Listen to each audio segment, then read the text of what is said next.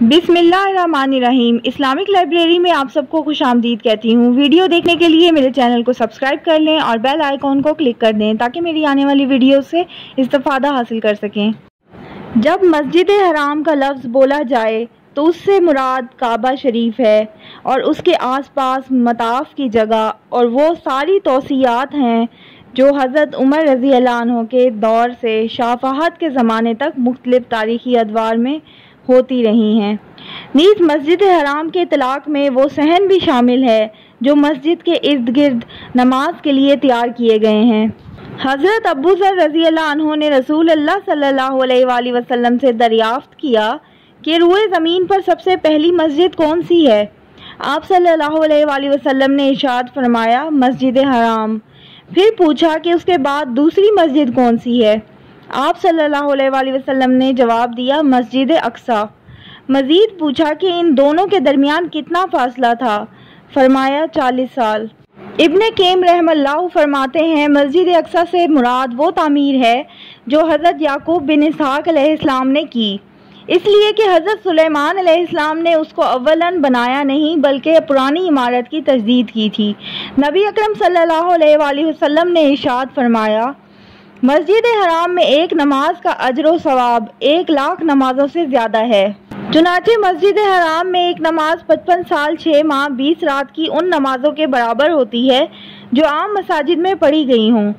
ये बात वाज़ेह रहे कि अजर व सवाब की ज़्यादती का ये मतलब हरगिज़ नहीं कि मस्जिद हराम में एक नमाज की अदायगी एक से ज़ायद नमाजों के कायम मकाम बन सकती है। नीज़ एक नमाज की अदायगी पुरानी नमाजों की कज़ा नहीं बन सकती।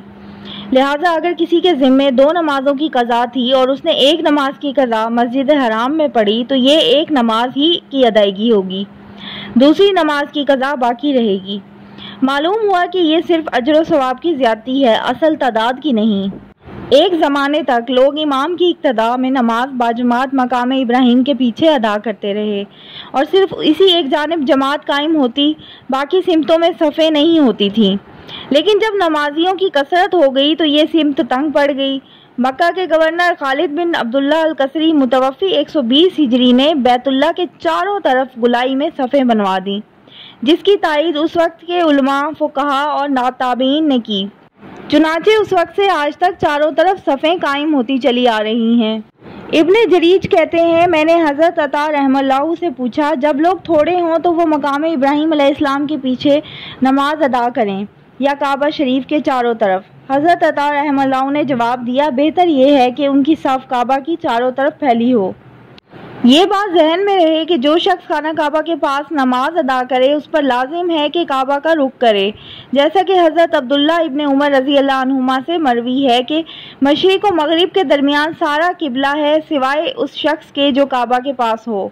मस्जिद हराम के सहन। शाही फरमान के मुताबिक मस्जिद हराम के चारों तरफ तोसी करके सहन बना दिए गए हैं जिन पर सफ़ेद ठंडे पत्थर का फर्श लगाया गया है और उस पर सफ़ों के निशानात दिए गए ताकि नमाजियों की सफ़ें ठीक रुख पर कायम हो सकें। सहन में पीने का पानी, निकासी आब और रोशनी का इंतज़ाम उम्दा तरीके पर किया गया है। हर तरफ वज़ू खाने और बैतुल खुला बना दिए गए हैं। काबा शरीफ के अतराफ़ में मताफ़ के इर्द गिर्द कुरैश आबाद थे।